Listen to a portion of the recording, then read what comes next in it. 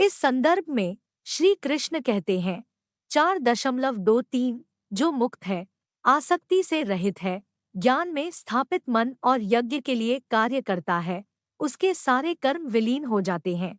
मैं हमारी संपत्ति, दोस्त और दुश्मन, पसंद और नापसंद और विचार तथा भावनाओं के साथ पहचान है। श्रीमद् भागवत गीता अनासक्ति और वीतराग जैसे कुछ शब्द गीता का मूल उपदेश है, जबकि आसक्ति और विरक्ति दो ध्रुव हैं। अनासक्ति का मतलब इन ध्रुवों को पार करना है। इसी तरह वीतराग न तो राग है और न ही विराग, लेकिन दोनों से परे है।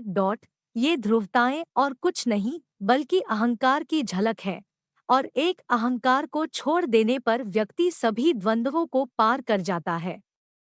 यह अवस्था और कुछ नहीं बल्कि मुक्ति है। इस संदर्भ में श्री कृष्ण कहते हैं 4.23 जो मुक्त है, आसक्ति से रहित है, ज्ञान में स्थापित मन और यज्ञ के लिए कार्य करता है, उसके सारे कर्म विलीन हो जाते हैं। मैं हमारी संपत्ति, दोस्त और दुश्मन, पसंद और नापसंद और विचार तथा भावनाओं के साथ पहचान है। उन्हें छोड़ने से अस्थायी शून्यता आती है, जिससे दर्द, भय, क्रोध और आक्रोश पैदा होता है।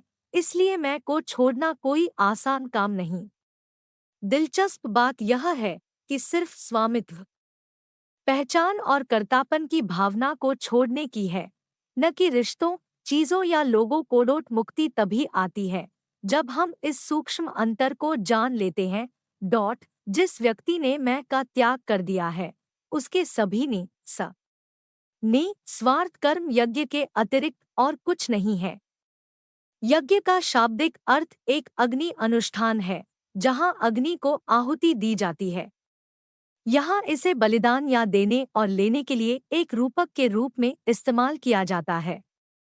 हम आग को आहुति देते हैं, जो बदले में हमें गर्मी देती है, जो खाना पकाने, पानी को तरल रूप में रखने और शरीर के तापमान को बनाए रखने जैसे उद्देश्यों के लिए जीवन में आवश्यक है। मानव शरीर की क्रिया एक यज्ञ की तरह है, जिसमें एक अंग देता है और दूसरा लेता है, और वे सभी अन्योन्याश्रित हैं। श्री कृष्ण इसलिए कहते हैं 4.24 अर्पण का कार्य, हवन, अग्नि, निष्पादक सभी ब्रह्मा है, और यहाँ तक कि प्राप्त गंतव्य या परिणाम भी ब्रह्मा है। अहंकार को छोड़ना ही स्वयं को मुक्त करके ब्रह्मा को पाना है।